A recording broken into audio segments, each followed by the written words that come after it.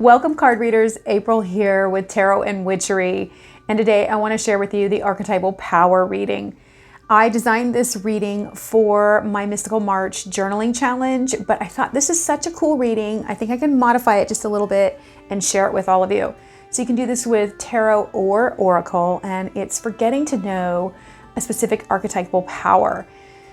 So first off, why would you want to do that? I think that for me, the tarot is a journey of self-reflection into the self and self-empowerment, and getting to know certain archetypal energies allows us to really cultivate that energy within our life and become empowered in areas. There are times in our life where we go through crux moments, or even right now there's a lot of stress in the world, and that's a perfect time to really grab onto an archetypal energy, to really focus on that and try to hone that in your body and in your life to kind of get some peace and some understanding in a fresh way. Because if you're feeling overwhelmed by a lot of energies, by taking on certain powers of observation and in being and doing, I feel like it just brings me into a place where I can simplify almost, because I'm becoming more laser focused.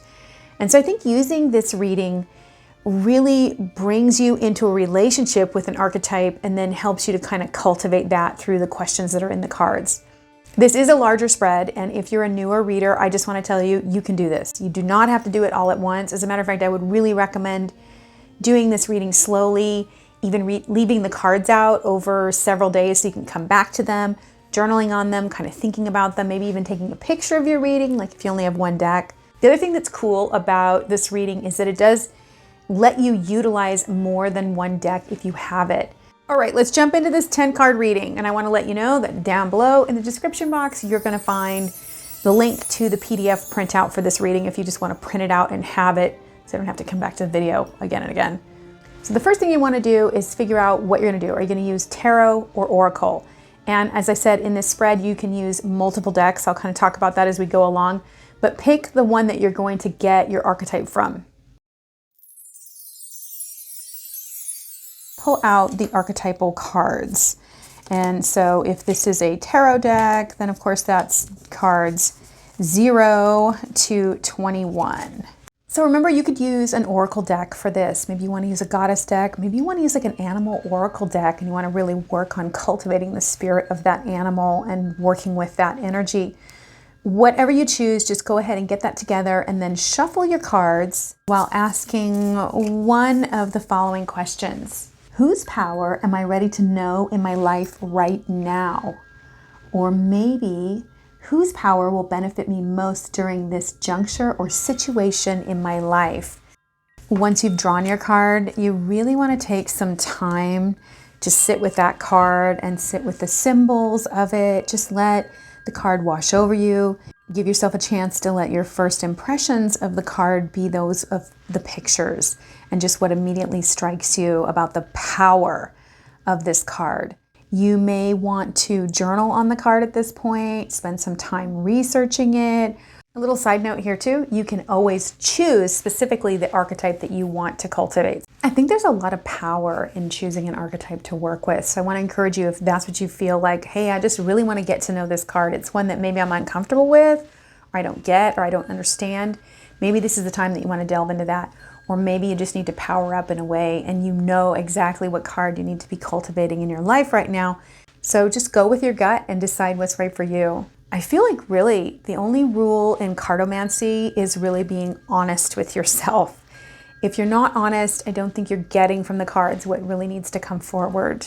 This is card number 1, and you want to place that in the center. Then you want to spend some time just really meditating on this card. Let your mind play over the card as you meditate on it and shuffle. Think about the power of the card that's in front of you in the archetype. When you feel like you really are feeling that power in your body to the best of your ability, that's when you want to draw those cards. Card number 2 is, what do I gain by harnessing the power of this archetype? You'll be placing this in line with your archetype because it's on square footing, in line, looking the archetype in the eyes.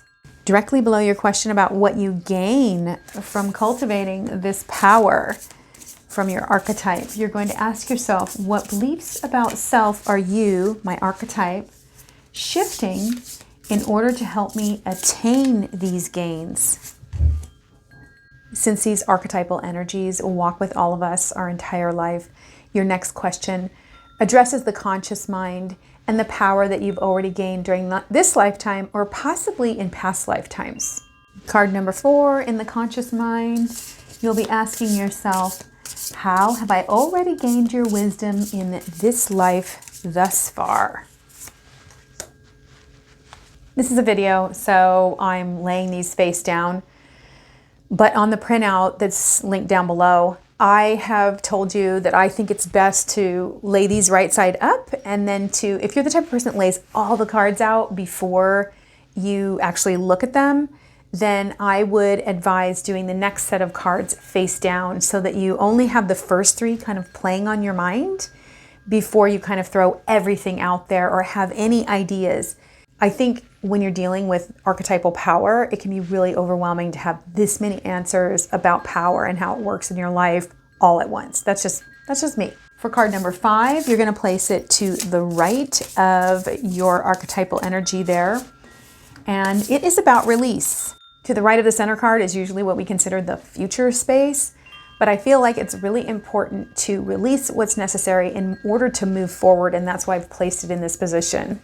Card number 5 will sit to the right of your archetypal power card, and that is to sit face to face with that power. And your question is, what do I release, freeing myself as I embody your power? This is again about release. Card number 6, below, into the deep mind, you have face down, what beliefs about security are you shifting in order to help me attain this freedom? So I'm moving really quick because this is a video, but take your time, go at your own pace. You may really want to focus on the question for a very long time before drawing.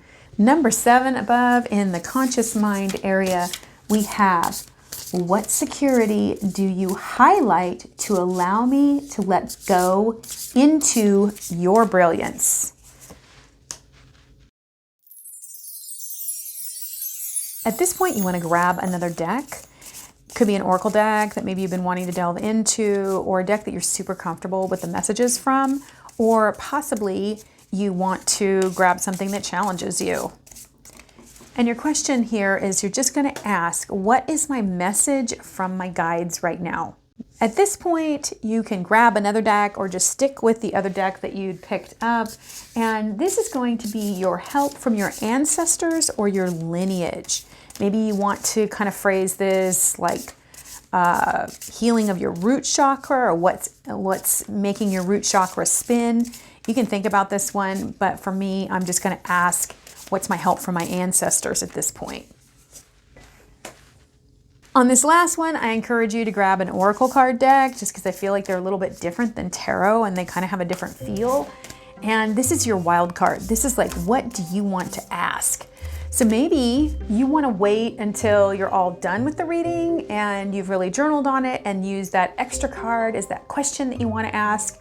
Or maybe you've just got some burning question right now that you really want to ask. Again, I just want to remind you that there's that free printable down below, so you can just print this off so you don't feel kind of overwhelmed by all of the cards. You can take your time on this. Let me know if you like bigger spreads. I like doing bigger spreads. I have a good time doing them. Give me 3 emojis down below to let me know that you made it all the way to the end of the video, or give me a comment as to what you think about trying out this spread. You can check out this playlist over here or my other channel where I read tarot if you're interested in finding out what's in the cards for you. Until we meet again, may your readings be clear and your cards always shuffle to the sound that you love to hear. Why is this so hard? Okay, I got this. Maybe I don't.